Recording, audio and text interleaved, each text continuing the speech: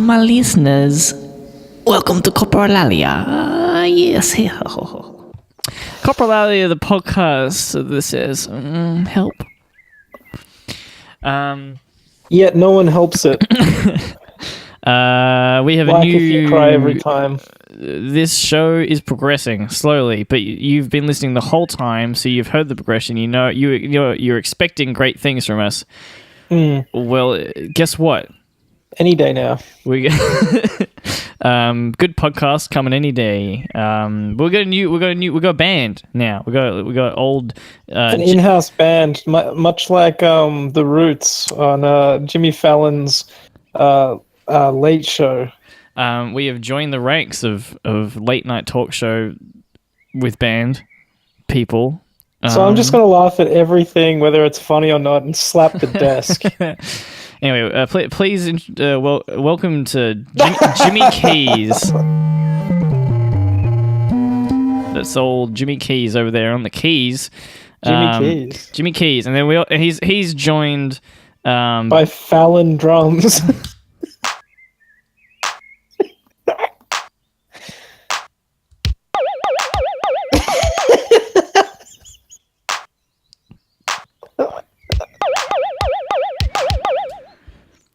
So they're going to be here for the unforeseeable future. We're here on. We're here amongst the monks. I'll drink. Yes, I'll this drink is to true. that. We're in a Buddhist monastery in Nepal. And what an appalling time I'm having.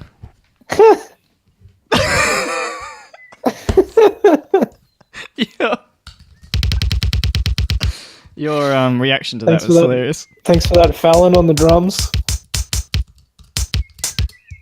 Yeah,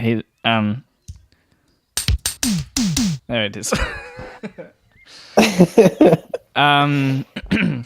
Let's dive into the first topic today. Since we're among such a peaceful environment, I figure this is probably a pretty safe place to discuss politics. Yeah. So let's dive running into. I mean, that's why we're here. We're here for the politically. I got nothing.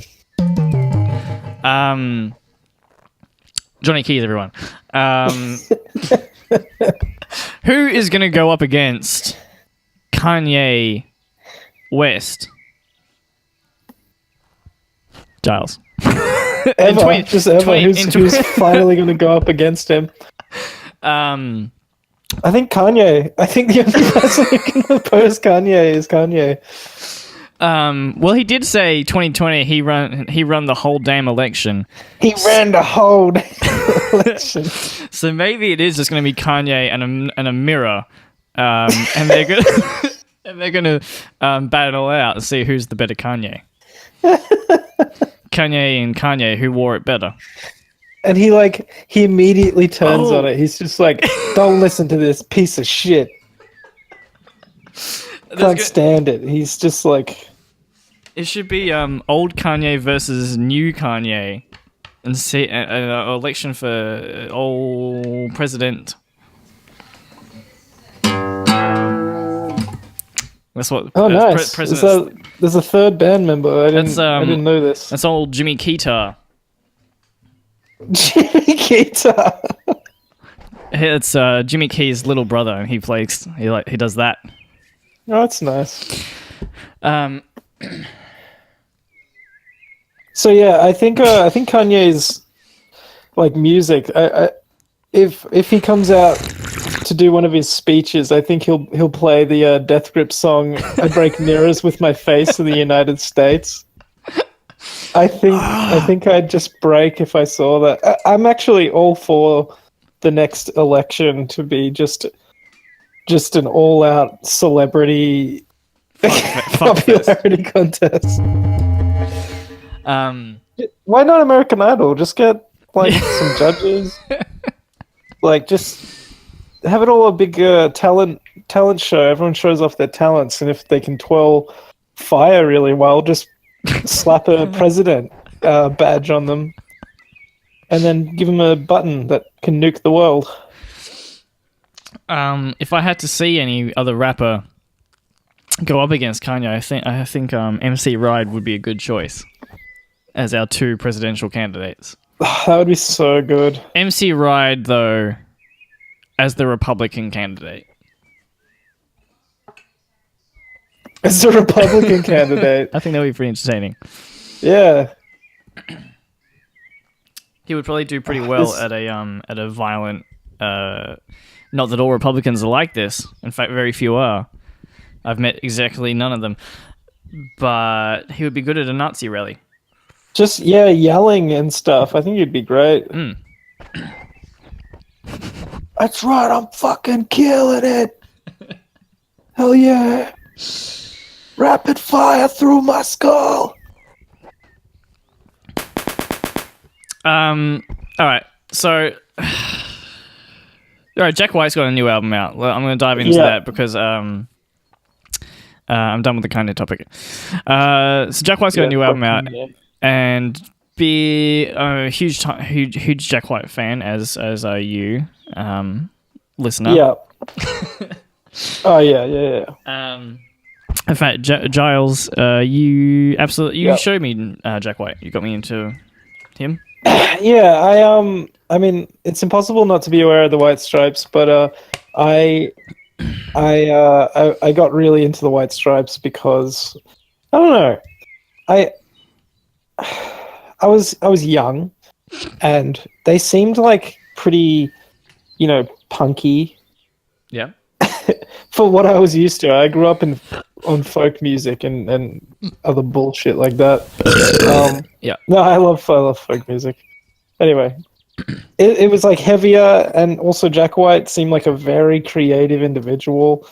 I mean, he had a drummer who like didn't hold herself to any particularly incredible standard, and there's been theories though that he kept her at that level on purpose. Yeah, probably. He wouldn't let her get drum lessons and shit. I guess it's the whole Picasso thing, taking your whole life to paint like a 4-year-old. Or you can just stunt the child so they never get better. Anyway, yeah, his guitar style, the recording style, all of it just made it, upon listening to it, it just felt like it bridged a gap between what I was capable of and what could be successful. Yeah, absolutely. Which I really liked. I just suddenly felt liberated listening to it, because I'm just like, yes, this shit is great, and it's possible, like it's doable, like that. I mean, and I think that's what motivated me so much to just like immediately try making a band with you as well. Just like we could do it. We just knew that we could. Like we both. I didn't actually know how to play guitar, but I certainly felt like I could. I think it's been a really good lesson. I think that's gone into every single thing I've done up till this point, where like drawing is a good example, because drawing, I only started drawing because my computer broke and I just need something to do, because I was feeling really, really depressed because I couldn't do anything, because I couldn't make music or anything like that. Yeah, cool. And it was just a case of, well, I can't draw, but that's not any reason to not start doing it and putting it out there. Like, the worst case scenario is people are going to see it on Instagram and go, it's not very good, and move on to the next one, and they'll find a better picture and they'll think that one's better. As soon as they see the better picture, they're gonna forget my crappy piece of shit. Well, worst case scenario is you'll be forgettable. I agree. People get really scared of that idea of being forgettable, but I love it. And that's actually one of the reasons why I love living in the city. Is because it increases that level of anonymity even more, even further. Yeah. So when I'm going to represent myself, I kind of get to choose. Okay, I'm going to represent myself now, and I'm going to make a statement. I'm going to say something. I'm going to do something. Yeah. While in a smaller town, or when you're amongst a more tight knit group of friends, like everything you do, everything you say is gonna be a thing. Not that you should let that worry you either, though, because then you should just own it and be like, well, yeah, I said that, I did that. You shouldn't hold it against me, or that's your own burden. I find it concerning when in a small town environment, like if if something does end up spreading, it just like solidifies itself. Yeah, absolutely. And I ended up in this weird position with a lot of the, I guess in that small town mentality in high school. I think just I had this thing where I just expected people to hate me, and then people thought that I hated them because of my attitude. So there was a whole lot of people being like disliking me, and then me hating them because they disliked me, but because I expected them to hate me in the first place. So yeah, it was ridiculous. It was a whole lot of no one actually having done anything wrong, but a whole lot of just general dislike for me. Yeah. Except for my friends, who I think that they were my friends because they actually saw through bullshit and actually cared about the people around them. Yeah. Anyway, let's go back to Jack White.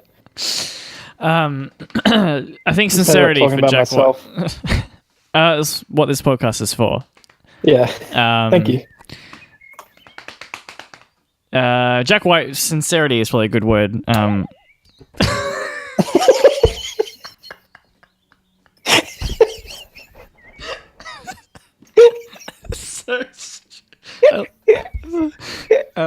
What was his name? I can't remember the drummer's name. I'm going to call you Bobby Rhythm from here on in. The drummer, no, it's Fallon, man. Fallon. Jimmy Keyboard and Fallon. It doesn't roll off the tongue very well, but Fallon. I want to make a fun about Jimmy Fallon.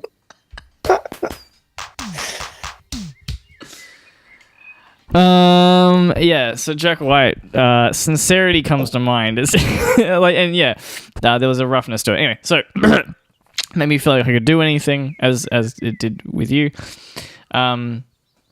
However, I kind of fell off the train a little bit with his like first two or three, can't remember. First two, I think it's two, solo records. Solo albums, yeah.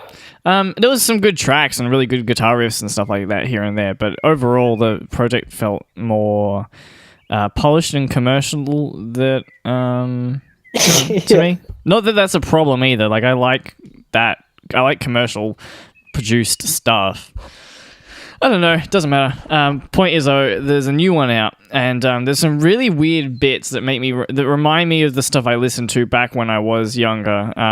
Things like Green Day and stuff like that. That more emo or not emo, but like more in your face and perhaps a bit cheesy and obvious in its kind of rebellious attitude. New punk. Yeah, not in the sound, but in the language used. Privilege punk is a good one. Is that a genre? I've just made that up, but I think it applies. First world punk. Yeah. So it got me thinking though, like about. I find that with several older artists or people so artists that start making music earlier on and then continue to make music, that they arguably get cheesier. But I wonder if it's because they give less of a shit about the way they appear to other people and they're just doing what feels natural. And this cheesy, repetitive shit that we've heard 1,000 times, and they'll do a slight twist on it, but nonetheless, it's because... I think it's possibly youth. Like, I don't want to get esoteric and non-scientific. Do it. But there's definitely an energy that flows through an individual when they're young, and when they're young and they're latching onto like we go through a period of what's called echolalia, where we just become obsessed with imitating because that's how we're learning. And I think as people enter the music industry and whatever, because he was probably pretty young, like early 20s or something. Yeah, he was. And he he probably would have he was doing Bob Dylan and he was doing like other garage bands that were around that early 2000s, late 90s thing. Yeah. So he was just sort of joining in with what was already a wave. And as you get older, you actually give up, like you were saying, he gives less of a shit. You stop parodying. Yeah. parroting, like you stop echoing the things that you like want to sound like, and you just start searching into what is an actual sound that comes out of you. Yeah. And if you look at Jack White's path since the White Stripes, he's been in like Nashville. He's been producing like Loretta Lynn and like country musicians. And so that's coming out in his stuff at the moment. Actually, I haven't listened to the latest album, so at the moment it doesn't sound right. I've listened to it like every now and then. He releases something on YouTube, and I listen to that. Yeah. But fuck, what was my point? Do it comes naturally. Yeah, I think people will give up. I think they give up on wanting to be a part of some other marathon, and they run their own direction. For sure.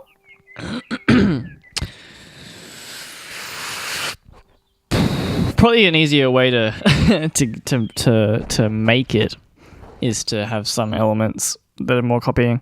Though Jack White's it's not what he's doing now isn't like outrageous or anything like that. In fact, it is weird. It's a weird album, and I give it a big old thumbs up though. But it's good. But it's still like you know what's going on. It's still like roaring guitar riffs and drums. You know what the drums sound like. Yeah, nice. Is that a sample from his latest track? Yeah, this is Jack White with Piranha Twang. Yeah, very new direction. Yeah. He'll probably say something like, that piranha, that's my girl, but she doesn't like me. She takes me downtown, buys me an old lollipop, hits me up, and I say, nah, baby. And then I smash the pinball machine with the bowling ball, and I left it at that. Took a hammer to this old chair leg, made me a table, sat down at it with my mother, and we did some needlepoint. Yeah, nice. Easy way to write a Jack White song is to go into a thrift shop and just point at objects and then relate it to a woman. Red-headed woman. Go to a mechanic. Got an old lamp, but it lit up her day. Then it showed her the way to write this song. Go to like one of those antiques kind of places. You know where someone's just like filled their shed with like old shit. They called it a shop. Go to one of those and just go like, what a fucking scam though. That if you break it down into that concept of just like you filled your shed with so much shit, and then you have to get other people to, and they pay you to take it away for you. Yeah. Got an old shed, and I filled her up. Then the you gotta do his voice though. I can't do. I don't know what to do about it. I got an old shed. Dun, dun, dun. I filled it full of shit. And then my redhead woman came and take me away instead. Pinball machine. Oh woo! And like no words during the chorus. Just use a riff for the chorus. Yeah.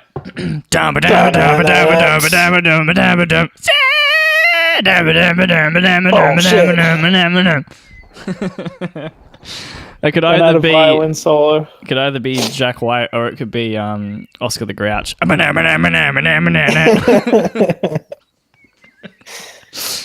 Well, actually, Jack White would do shit with the Muppets now that I think about it. Oh yeah, fuck yeah! I think Jack White.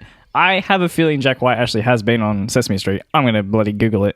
Jack White. Yeah, I reckon he has. It makes so much sense. Jack White should absolutely. Yeah. Second thing that pops up. Jack White and the Muppets covered Stevie Wonder. What? That's pretty cool. Jack White should a lot of what Jack White does can be described as that's pretty cool. Jack White should absolutely have a kids show. That'd be fantastic. And so exactly. Welcome to my show, kids. I'm going to teach you how to make a guitar. It's real simple now. I'm pretty sure he doesn't have a natural drawl like that at all, but I'm sure he put it on. When I've seen him in interviews, especially recently, he doesn't talk like that. I really like it. His voice on the new album, though, it's good. It does. He does. It like, he's not. He's not super. How old is Jack White actually? Just like some of the fucking high notes he's hitting is just like he's just fucking killing it. Fucking killing it. He's 42. Good looking boy. Yes, keep slaying, Jack White. Yes. Anyway, so you'd probably enjoy. Good podcast. I have no idea what you said. I talked over you. I just said good podcast. Yeah, nice. I agree. And and fuck. Yes. Okay. So, do you enjoy the Dead Weathers music and Fuck yeah. And even before that, Raconteurs? Yes. I think they're both great too. Shocked that you would even have to ask, but I guess this is a podcast, and we have to clue our listeners in. This actually ties into a topic I'm going to talk about in a little bit. Yes, I enjoy them. Yeah, nice. Welcome back to what we enjoy.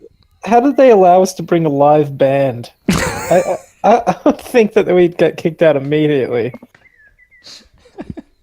I think we chose the right time. I think they're all meditating and they're not really allowed to talk.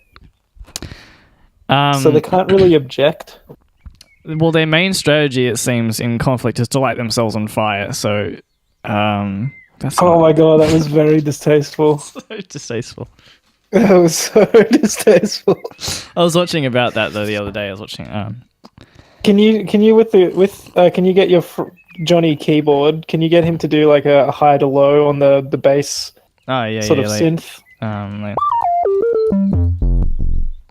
Something like that. That's when I make a bad joke. You'll hear that. Johnny Keys will be right on that. He'll be like, "Oh, no, not very funny, boy." That's what you're wanting. Yeah.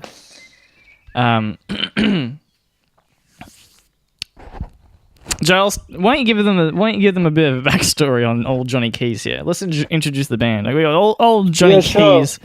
Where's Johnny Keys from? I've known Johnny for about 6 years now. I met him at a pub in Footscray. He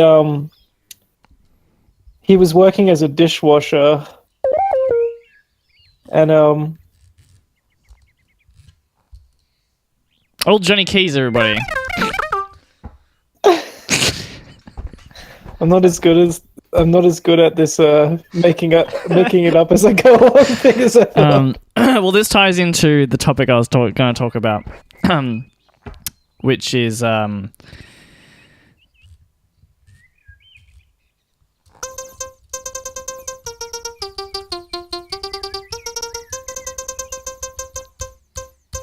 just keep doing it, baby. It's our new segment. Nice. So this podcast is probably arguably not good. A podcast. It's an A podcast, and I've heard other podcasts. Yeah, me too. Basically, I was just it's just very easy to get down on your artwork and what you're creating. Be it anything. You could be even creating a baby can actually be incredibly depressing. I've heard it's a bit of a drag. I've heard it's a bit of a pain in the laborious pain near the butt process. Mm-hmm. Pain in the, yeah. Basically just that, like, It's really important to remember that, as we were talking about before, like the worst case scenario is going to be forgettable.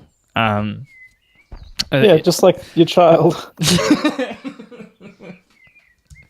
That one runs deep because because you were a bad child.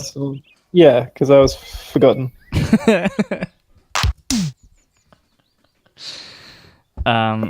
Where's the symbol on this thing? Johnny Rhythm. Tell us. Play me the. That'll do. No, that won't do. Johnny Rhythm? Are they all called Johnny? Like I was saying, I know Johnny back from Footscray when he was working as a dishwasher. Isn't it? Johnny Keyboarder, sorry, man. Johnny Rhythm was actually the head chef at that same pub. Yeah. I have no idea why they were all working in a kitchen, really. They should have been out there playing. So I fixed that anyway. I've brought them in. Yeah, we found. Yeah, you saw them boys. You saw that. You looked down at your eggs. Look down at your eggs. I walked into the kitchen and I grabbed the dishwasher by his hands and I held him up to my face and I said, "These hands are too beautiful for this line of work." And he said, "I actually play keyboards." And I immediately felt sad.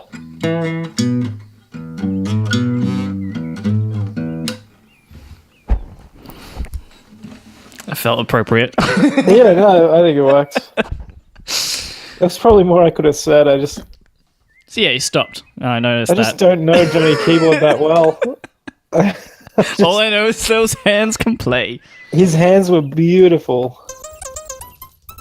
They were beautiful hands. Listen. It's important if you're having fun doing it. If you're having fun making shit, then regardless of this is what we're talking about. Yeah, regardless of how good it is, and that's objective. It's arguable. You're still learning. Yeah. I don't think there is any objective criteria really to say whether something is good or bad or whether it's a waste of someone's time or not. If you're watching it. All right, I actually have a good example of something here. Go for it. So, have you heard of the movie Freddy Got Fingered? Yes, absolutely. I just watched an episode of Red Letter Media talking about it. Yeah. Is that did you watch that as well? So yes, I did. However, I have I've done some other investigation outside of just watching that video. I'm not just a reflection of their views. Have you seen the video? Have you seen the movie? No, I'm going to watch it. I tried watching it last night on my phone, but phones really suck. So just give up on them, please. World. It's a dead technology. So Freddy Got Fingered is considered a terrible movie. Yeah. By some, considered to be the worst movie of all time. Oh, that's harsh. That's a big yeah. It's always the stupidest fucking thing to say anyway. Yeah. As long as Jack and Jill exists. Some people can consider it a career killer. And Tom Green. Yeah. Yep. And Roger Ebert said there may come a day when it is understood as a surrealist achievement. Mm-hmm. However, it will never be appreciated as a funny movie. Yeah. And this just intrigued me further. I just sort of the idea that people were trying to do all this objective, like, nah, it sucks. Trust me, I know movies.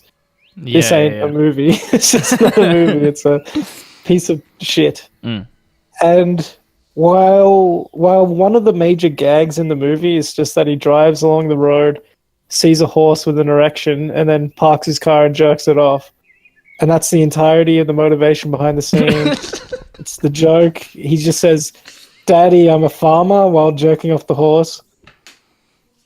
To me, I don't see how that could be anything but, I guess, a parody of how stupid those kind of films are, or if he just made the joke because of the absurdity of it, well, then that's still just a success in its own right. I don't know. So anyway, my point is that there was a little caption on the Wikipedia page for the movie, and it had a picture of Tom Green. He was behind a keyboard. He had sausages taped to his fingers, and the little caption said, "In this scene, Gordo, the main character's name, has sausages taped to his fingers, and he is playing a song called 'Daddy, Would You Like Some Sausage?'" And then underneath it says, "This scene was panned both critically and by viewers." And for some reason, that was the funniest fucking image I could have looked at that day. Just like, I'm looking at something that's so stupid, and it's also just universally hated as well. It's a whole new quality that it's like taken on. And yeah, as someone pointed out, I think it was YouTube comments for that video we mentioned earlier. Someone said, the joke is that it even exists at all. The joke is that someone was given $16 million to jerk off a horse and say, "Daddy, I'm a farmer." The joke is that forget what you even think you know. Yeah. This guy can be married to Drew Barrymore and jerk off a horse and get given $16 million to do it. I think we need those constantly in our lives. Is moments that defy all reality, that defy all sense and all reason, and remind you that everything you see, everything around you, everything that you think you know, everything about you, everything that everyone else thinks and everything else everyone does, it could all change. It could all be totally different. It might not exist. It might never have existed. It might be in your head. Yeah. Nothing is real. Nothing is not real. Nothing you don't know. We might be like the planet Earth might be enveloped in a cloud of poisonous gas, and then we all die, and then everything we did doesn't matter anymore. This could all be one long acid trip of Isaac Newton. You don't know. You just gave me flashbacks. To what? To acid? Vietnam. No, yeah. No, I don't know. One of the things you experience with acid is that maybe you never came out of that trip, you know? Yeah.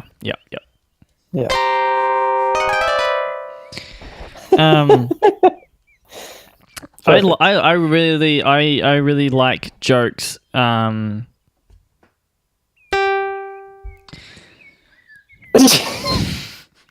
You really like jokes. Just really Actually, like jokes. I thought of a really good segue. If you say what you wanted to say, and I'll explain my segue. Okay, cool.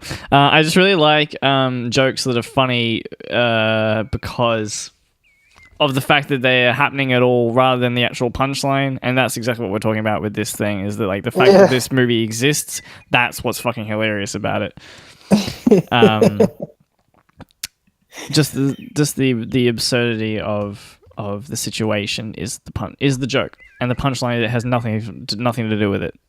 Yeah. I mean, in fact, remove the whole setup punchline structure and realize that comedy is for some people, right? If I wake up and just something's broken on the floor, that's funny to me. That can be funny. Yeah. The idea that you wake up and you're like, all right, already something's gone wrong. Just the fact that shit can be chaotic and weird, like, that's funny to me. Yeah. At its core, it's just a subversion of expectations. So if something happens that you weren't expecting, that in itself can be hilarious. Yeah, I mean, there are other reasons that like we have a humorous response to things. Of course. We're not talking about like well-crafted comedy of someone like Jerry Seinfeld. I've been watching a lot of Jerry Seinfeld. And he's like the king of structure, punchline, laugh. Is he? Yeah, absolutely. I love. I think he's worth studying if people want to know how stand-up all right. works. Well, I won't fault you there. Or it's like watching. You can have that taste. I think Jerry Seinfeld is like watching a virtuosic guitar player versus watching Sunhouse or Jack White or something like that. And yeah, just like everything about Jerry Seinfeld is so perfectly written and timed and presented. And I think that's how I'd feel about Larry David. Let me give it a little search about.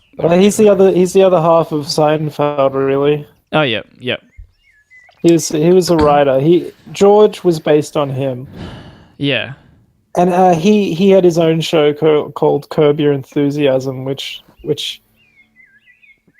is sort of a continuation of just him being that George character, but just in real life. Yeah. You saying that he's also kind of well crafted comedy is his thing, yeah? Yeah, I think he's like a meta comedian. Yeah. Jerry's sort of lesser on the meta side, like he's just sort of a classic. Yeah.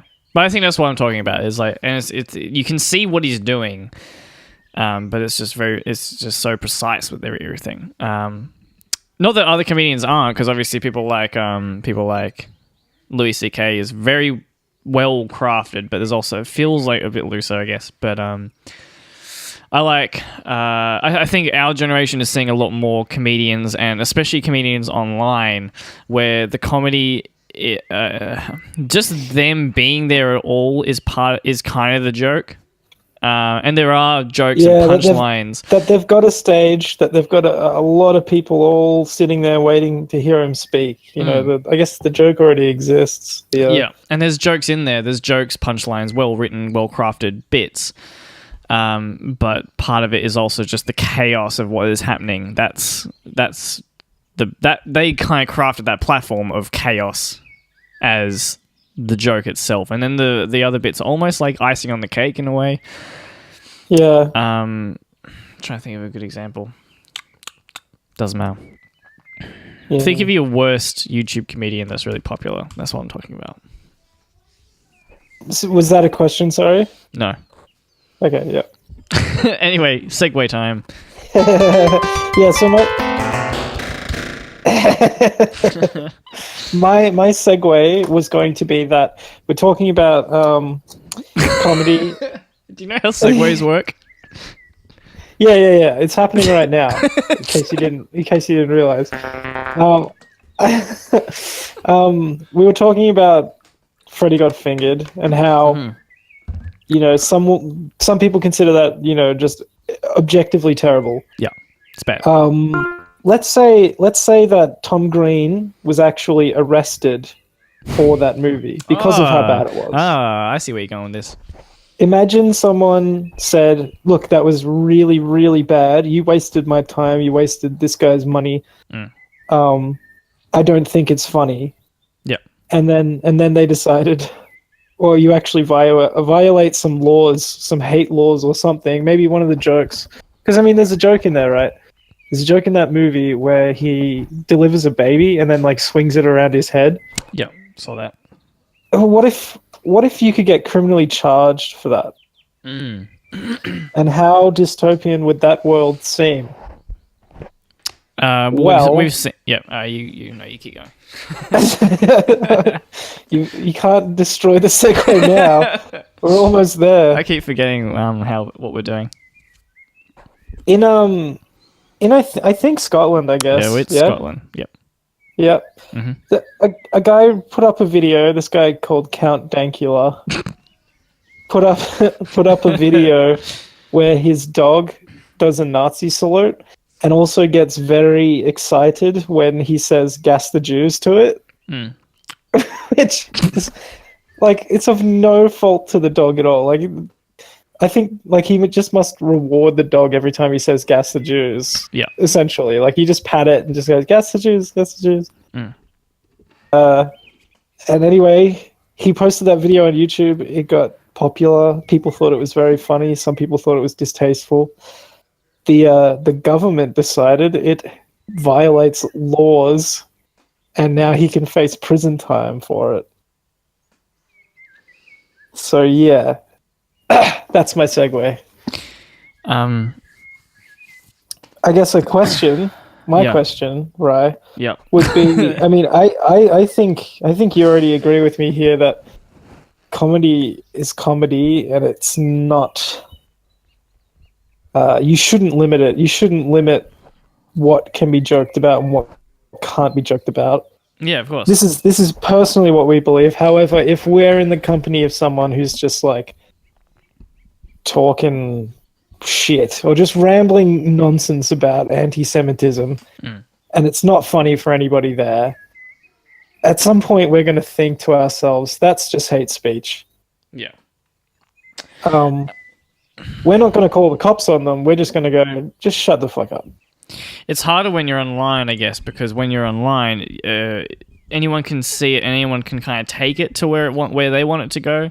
So yeah, if you made your dog do a Hitler salute and you kind of just took that bit, then that could be kind of taken out of context a lot easier. Yeah, I guess it counts as Nazi pride to some people. So then if dog's on a good path. That's a good boy. If you go to a pub though, and you're making jokes about kids with cancer and leprosy from Africa, kids do get cancer, by the way, all the time. I just want everyone to remember that. If you're thinking of having a kid, just remember that it's very hot. They could have cancer. They could also just suddenly die. It's called sudden infant death syndrome. That's the most terrifying fucking concept to me. Just like, don't know what happened, but this baby failed. This baby was a failure. Crashed. This baby crashed. He crashed. We accidentally bricked him. By bricking, I mean I dropped my baby in the pool and now it's bricked. Once again, by bricking, I mean the phenomenon where a hard drive suddenly becomes useless because you broke it. Yeah, you don't mean hitting a baby with a brick. No, I don't mean bricking it, like throwing a brick at a baby. I just wanted to clear that up. They're both terrible things to be saying about dead kids, but was it? Oh yeah. So all right. So you make a really tasteless joke. It just doesn't fly, and that's usually where it dies. If it's a bad if a joke that doesn't work, then it usually dies, and it's kind of the end of it. In fact, actually, a good example is the fucking joke I made about the monks before, where you just were like, "Well, that's a bad joke," and then you quickly realize that, like, okay, it wasn't hate speech; it was just a bad joke because they didn't keep pushing it. I saw another example. I was watching let me see if I can find the comedian I was watching. It was an Aussie comedian. I think he was playing in America though, and he did this long bit about being on an airplane and fighting with someone. Yeah. His final joke though was he wishes he was gay because he gets along with men. He loves men. He thinks men's are great, and he's a man's man. And men love him, and he loves men. And he hates women, and women hate him. Wow. And already the crowd, you could tell that the crowd was a bit like, "Where's this going?" And then the punchline was, "It'd be great if I could fuck. The only reason I can't fuck men is because I can't fuck something I respect." Oh. And that was the punchline, and it failed. Wow. Like it would just.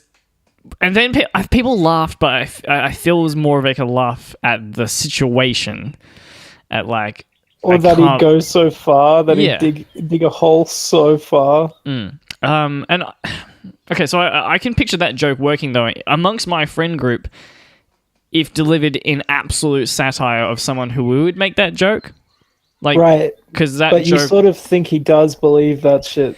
Exactly. Right? Yeah. Yeah. But that's the point. I think some people genuinely, like, I've definitely made a lot of offensive jokes in my time because they were offensive. I was specifically saying them because they were offensive. Absolutely. Like, I have some friends who have a kid, and I was just making nonstop dead baby jokes, and they thought it was funny, like, because they know that I don't mean it.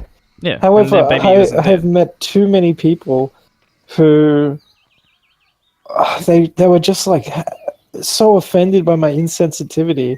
I mean, first of all, I'm an incredibly sensitive person. If actual event, sorry, no doubt.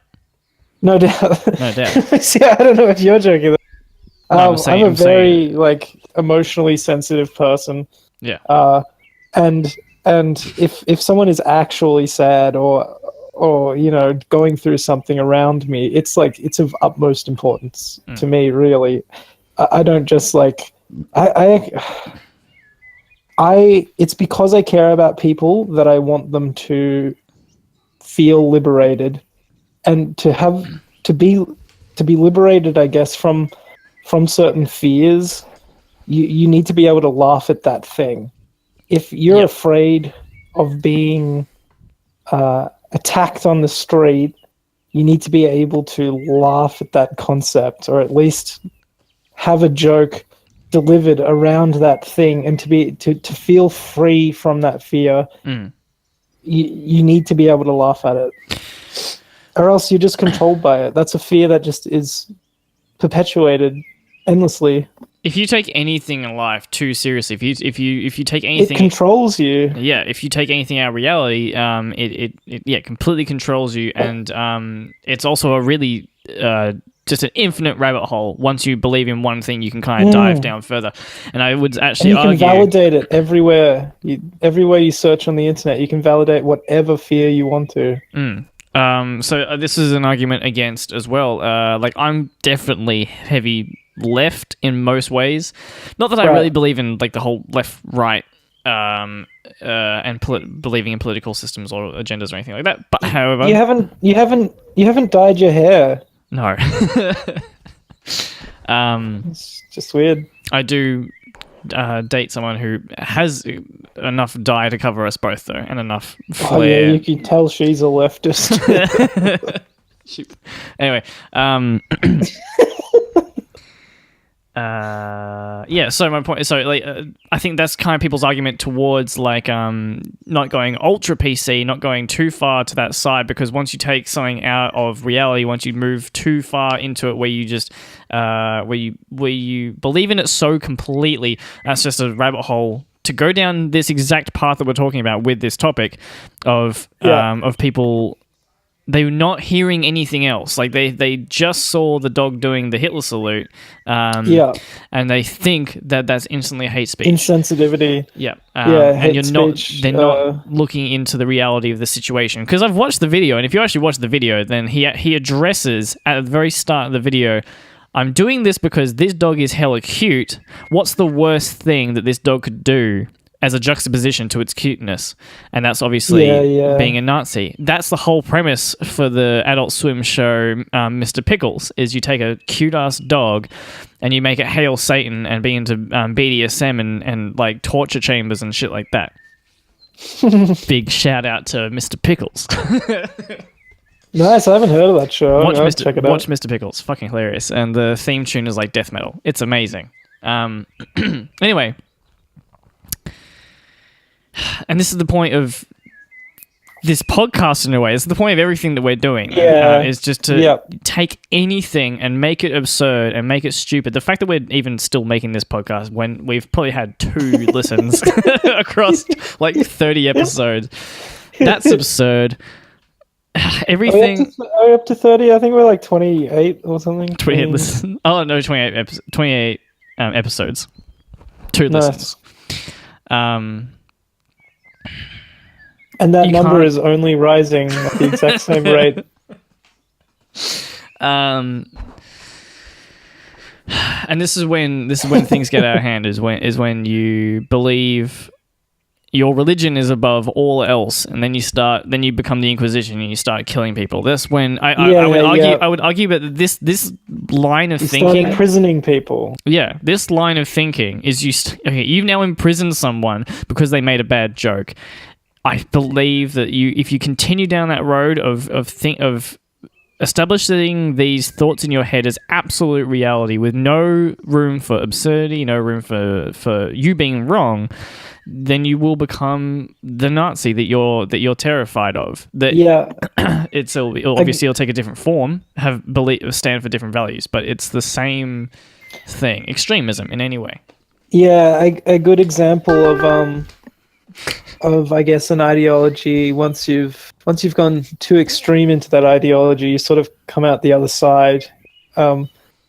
So the left, the progressive left, whatever it is, in whatever country, the concept is that so the left the left in Western civilization has always been in favor of free speech and also like rights to workers and things like that. Yeah. Once you go down the path of going, okay, we need to be more sensitive to everybody. We need to make it so you can't say certain things because it will offend. You're actually working against free speech. Yeah. So you're actually acting against your own interests as a left-leaning person when you start to violate the things it began to protect, essentially. It's also just lazy. It's a lazy way of tackling any problem, is to just push it out of the way. Because by just jailing people like this, and not him. Okay, let's not talk about him. Talk about, all right, jailing racists. You find someone who's racist, put him in jail. Done with that.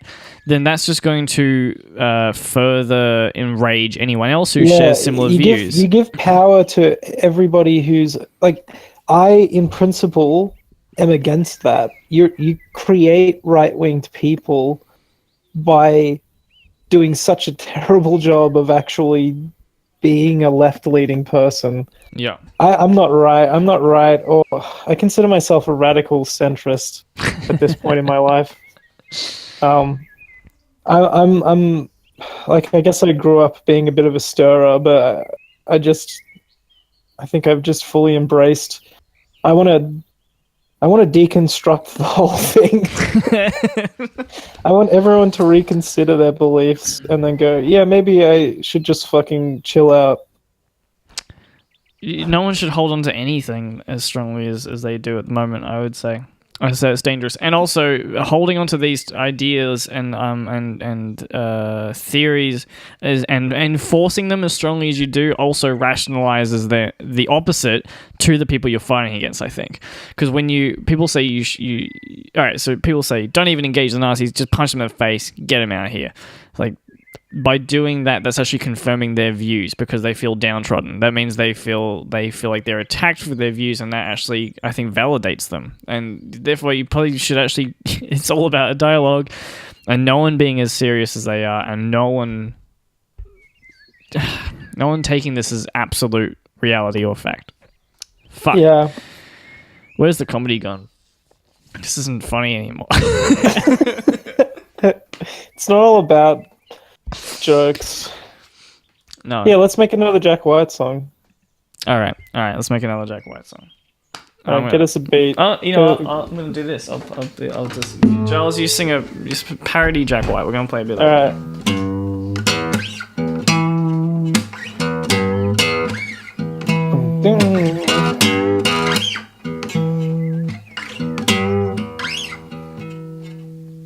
I have a brother, and I have a mother. They had a baby. We named him Baby.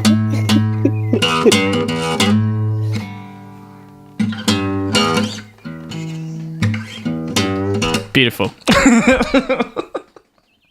Yeah. And I got one or two things I could say about it. Now listen. It's a good outro to it though as well. And I got something to say about it. End of song.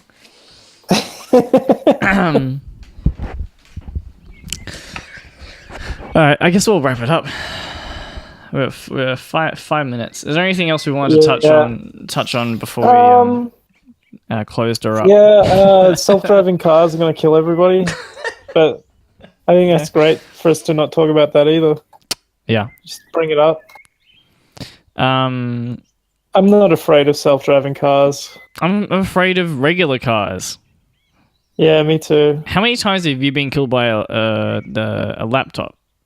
Only 3 or 4 times, but I've owned lots of laptops, so it's a really low rate when you look at it. When you compare it via time, you know what I mean? Yeah. Yeah, if we were to compare the number of deaths to machines compared to the number of deaths to just people being arseholes, obviously the arseholes take the cake every day. What we got? Self-driving cars killed 1 person so far. Kids with guns have killed a whole bunch of other kids without guns. I think it's pretty clear what we should be focusing on right now. Yeah, kids should all have guns to defend themselves. Yeah. That one's been done to death. Actually, if the person who got hit by the Uber had a gun, they could have shot the tires out of the Uber. And like if they had guns that could shoot through the internet, you could have shot the person who coded the car. You know what I'm saying? Yeah, they could have. Yeah, who writ the code? You shoot the car, the bullet goes through the internet, comes out at the guy who programmed it. Also, if the Uber driver had a gun and the Uber car had a gun, yeah, guns underneath the headlights. Whichever one was ready first could have shot a warning shot just to let the person know that, hey, I'm coming and you need to get out of my way, saving a life. Yeah, precisely. Fuck, I've done that thing where I was scrolling Facebook and I just like had a lapse of concentration. It's fucking pathetic. I think it's actually like a really serious problem that people can't connect with the world around them. Especially while recording podcasts. Oh, Jesus Christ. That's a good sign to end it, I think. Yeah, sweet. This has been the last episode of Coprolalia. Yeah. Play us out. Have a freeze frame and like this little disclaimer saying Ryan and Giles killed themselves later in the day and will not be recording anymore.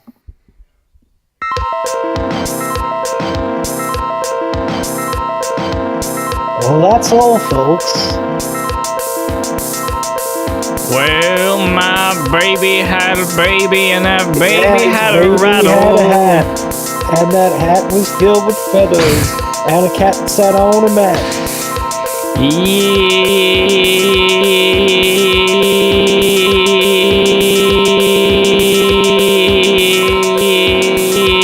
Ryan and Giles killed themselves.